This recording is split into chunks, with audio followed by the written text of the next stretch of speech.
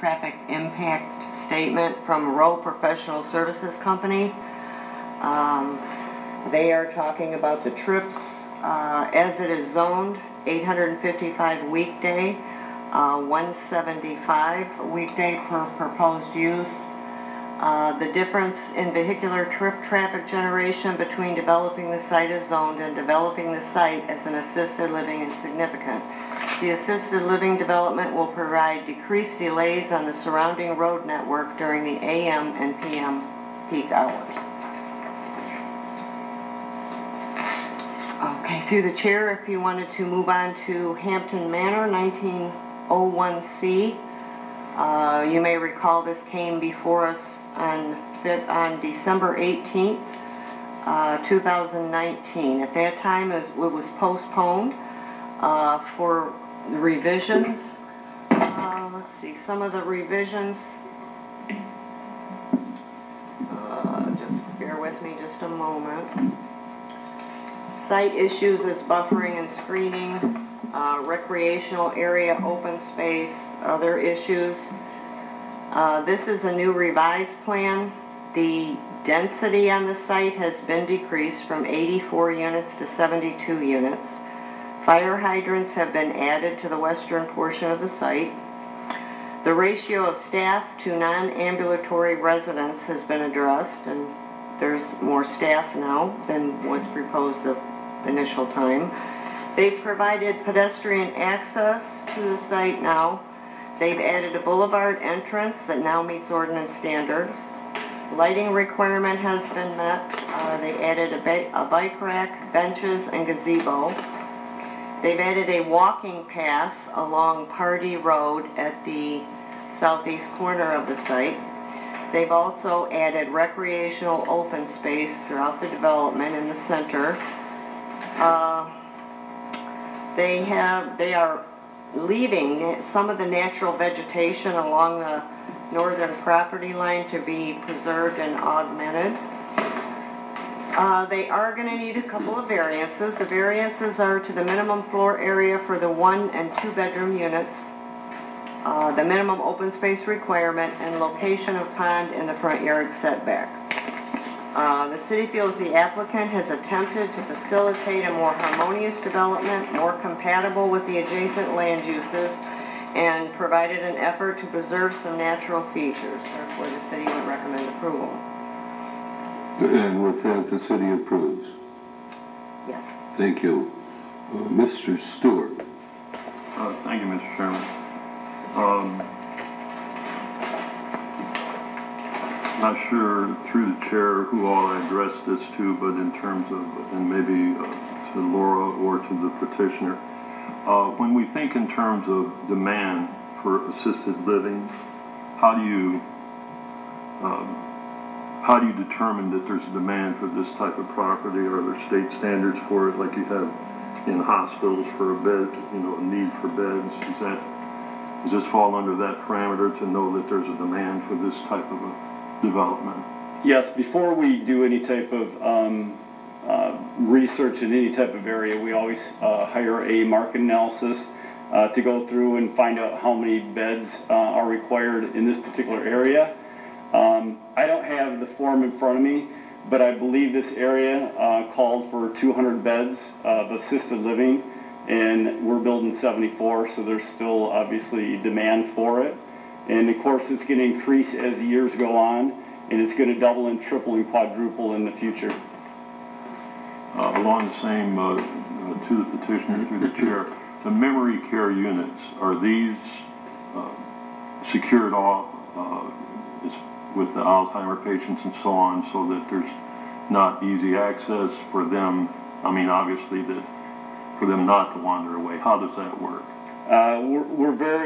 We've done this for quite some time, Number of years. We have several of these buildings throughout Michigan and other states as well too. I've been involved in probably 30 or 40 of them. So usually on the memory care side of things, the building is completely locked down in itself. For safety of just our residents, even on the independent and assisted living side, they need a keypad to get in or out of the building. And then before you can walk in our memory care, there's also a keypad to get you back into our memory care. So there'll be a hallway going into the building itself. but the care staff, employees, they'll need a keypad to get into there. Once you're inside our memory care unit, it's completely secured as well, but we have a nice secured fenced-in outer area as well for the residents in memory care as well, so that way they can still go outside and enjoy the outside elements as well. So we've done our due diligence, and it's a very safe place, but it doesn't feel like, you know, they're closed off. The windows are nice and big, lets in lots of sunlight, that sort of thing, but it's very, very safe. As far as the density, I know that our ordinance allows for 30 units per acre. In this type of a development, you're at a little under, I think, 12 units under this structure. Is that pretty typical, that kind of density? Are the rooms, if you've done a number of these developments, are these room sizes pretty consistent with what you've seen in your other properties? We have our buildings set up where our apartments are larger than any other assisted livings in the area. We kind of did that research. We want the residents to feel like they're very much at home. We also build our buildings in itself where they don't necessarily have to live in their apartments. They live throughout the buildings. If you look at our plans, we have a very beautiful big living room area that they can go and spend time in. We have other areas that they can enjoy throughout the building.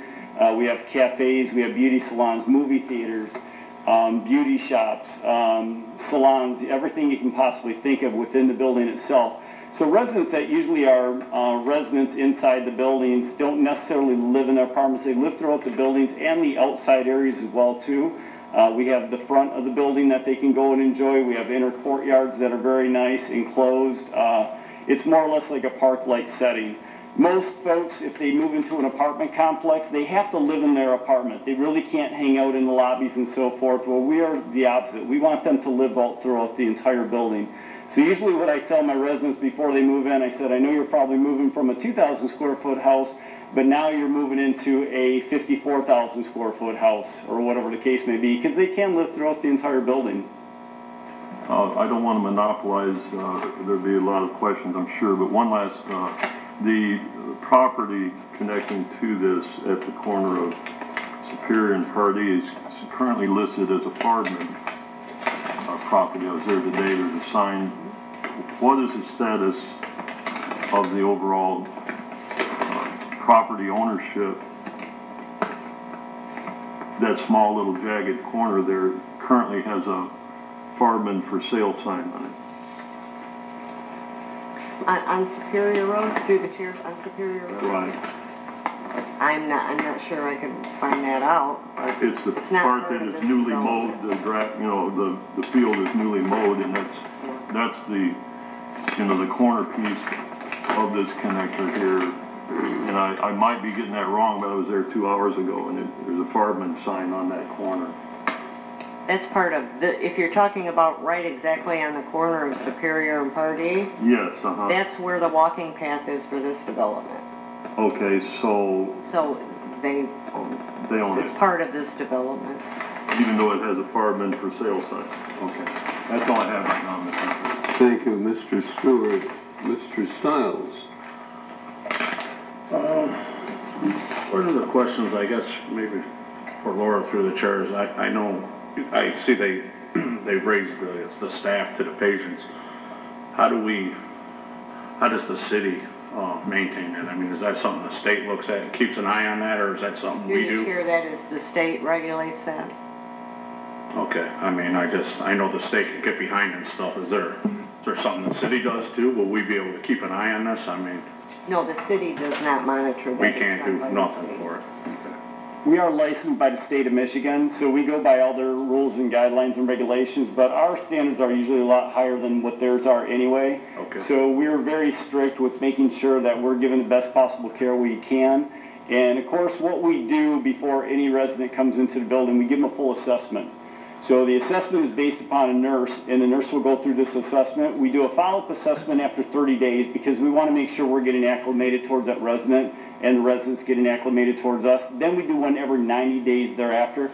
So we're very meticulous about making sure we have the right amount of care. For example, if we get someone coming in and they may say they just need X amount of care, After 30 days, we evaluate that to make sure that that is correct. So, and if they leave to go to the hospital for whatever reason, they get pneumonia or they, you know, whatever the case may be, before they come back, we do another follow-up assessment. So we're very meticulous upon what type of care we give them. Again, higher standards than the state of Michigan even requires, and we are licensed by them. Okay, yeah, I mean, my grandmother lived her days out in a nursing home, and the staff was fantastic, and it was a nice facility, but one of the downfalls to it that I found was when I visited her, I mean, we'd walk up and down the hall and that was it. So you having an outside space and all this and that is fantastic. I think that, you know, that's gonna keep spirits up and this and that, but, Every person we ever moved into the building, I said, I wish I would have done this years ago. And everybody tours it, and I put my heart and soul in these buildings as well too. I work real closely with the architect, and I always feel, hey, it's inevitable. We're all getting older, right? Eventually, I'm going to have to live in one of these buildings, so I might as well make it to something I would love to live in.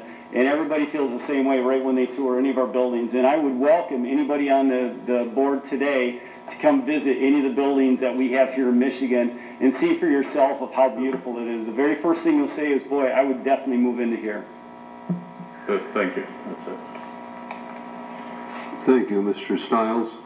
But before I go further, we'd like to see some of the material that you're going to be using. And Mr. Simeon, I'll call on you next, sir. Okay, sir.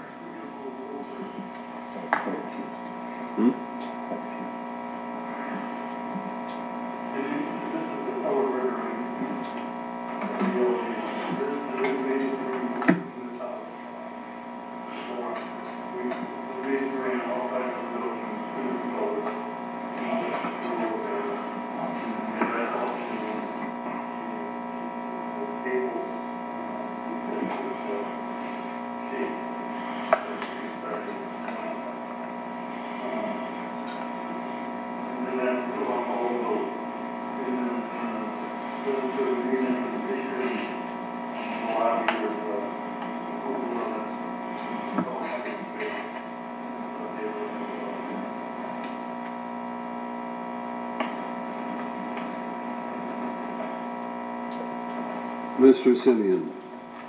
Yes. I have a few things. First of all, I'm having